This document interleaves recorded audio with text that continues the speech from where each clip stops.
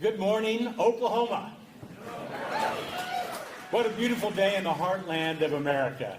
As I stand here and look out at friends and family and fellow Oklahomans, I am truly blessed and energized to continue the fight for Oklahoma. Thank you for being here. Whether you drove across town or across our state, your presence inspires me. Thank you. And if you're just here for the free burger, that's okay too.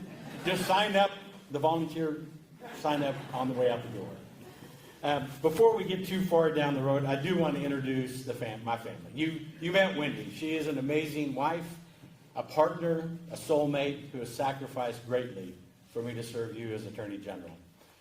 Kate, my oldest, is married to Daniel, and they have Hallie and Gwen. Alexander is married to Mary, and they have Adeline, McKenna, and Luke. Madeline is married to Justin, and they have Lane. Jack is married to Ashley, and they have Quincy.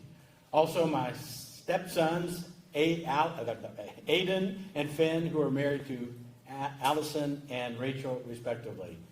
These young people inspire me. I wouldn't be here without my family. And it goes beyond just their love and support and encouragement. My children and grandchildren are literally the reason that I am passionate about the future of Oklahoma.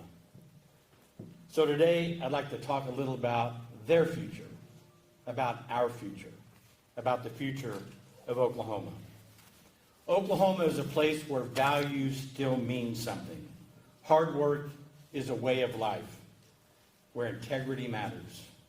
I'm here today because I believe together we can make a great state greater than it's ever been.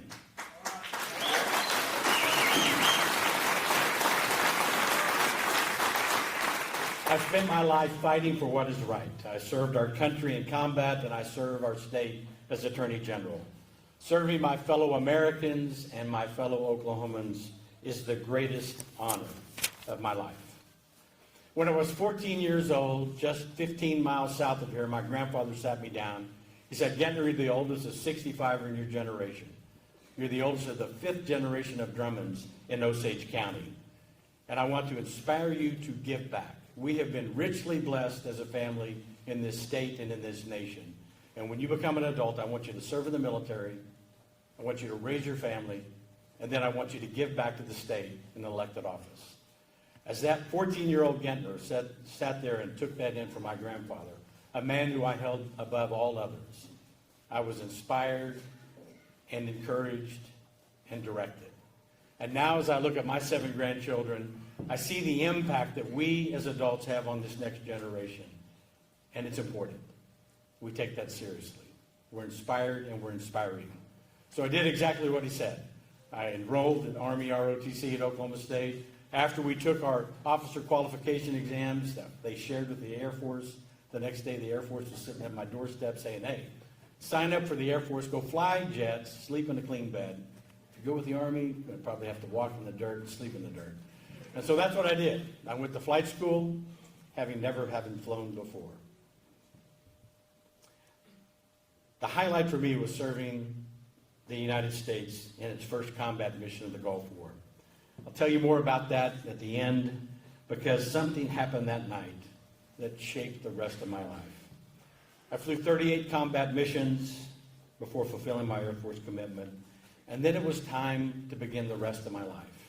I studied law, continued to raise these children, always calling Osage County my home, and never missing a vote, even in combat.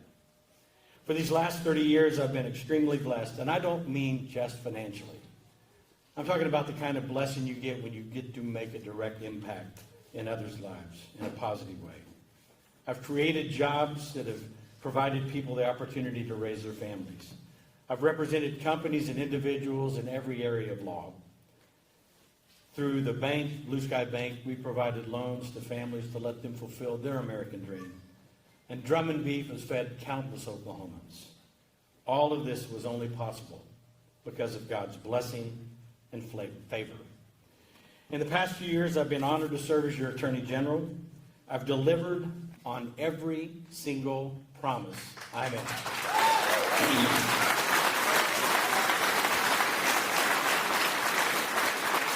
I've fought to protect public safety, defend our values, and uphold the rule of law. I don't stand up to the political elite. I don't answer to party bosses. I stand up for the people of Oklahoma. Always have, always will.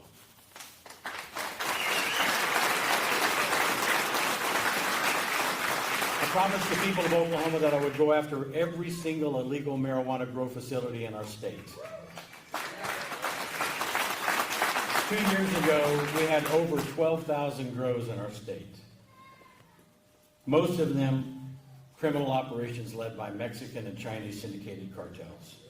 Today, that number is 3,006.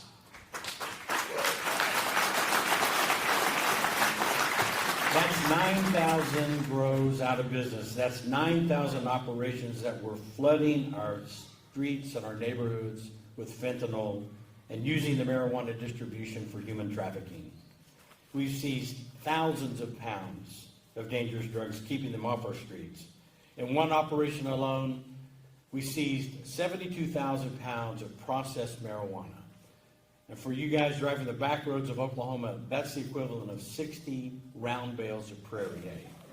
A week later, we had a bus where we destroyed 77,000 untagged and illegal marijuana plants. That's millions of dollars of dirty money that would have otherwise gone to fuel drugs, human trafficking, and organized crime. But instead, we stopped it. And all of this is only possible because of strong partnerships. Strong partnerships that we've built across the state with law enforcement, Oklahoma Bureau of Narcotics, dozens of sheriff's offices, local police departments, all doing their part every day. And I'm proud to stand with them.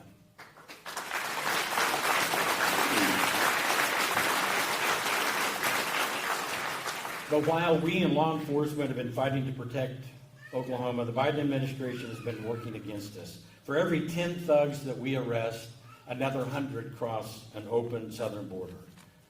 Those days are numbered. America's best days are ahead of us. And the future of Oklahoma couldn't be brighter. And we can build that future together, and we can start right now.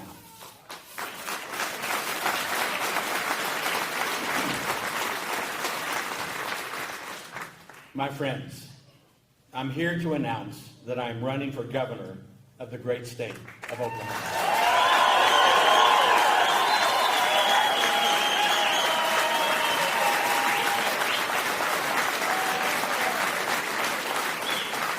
I'm not running for governor because I want a new title.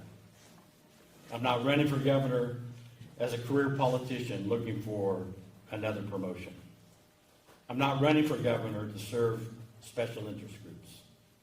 I'm not running for governor so that I can bow down to party bosses. I'm running for governor because I believe in the boundless potential of its people, and I am deeply committed to the future that we can build together. Together, we can build a future where Oklahoma is the most business-friendly state in the nation. Together, we can build a future where hardworking Oklahomans enjoy the highest quality of life in the country. Together, we can build a future where we will work together with our Native American tribes to invest in education, roads and bridges, and public safety. All this is possible now and more. As governor, I'll keep standing strong with President Trump to secure our borders, deport illegals, and stop the flow of drugs and crime. I'll fight to lower the tax burden, lower the cost of living, and increase the number of quality jobs. I will support public education, empower parents, and protect local control. And of course, as your governor, I will always stand with the strong and brave men and women who risk their lives every day to serve us. In fact, I'd like to invite the men and women of law enforcement to join me on the stage right now. If you're law enforcement, please come up.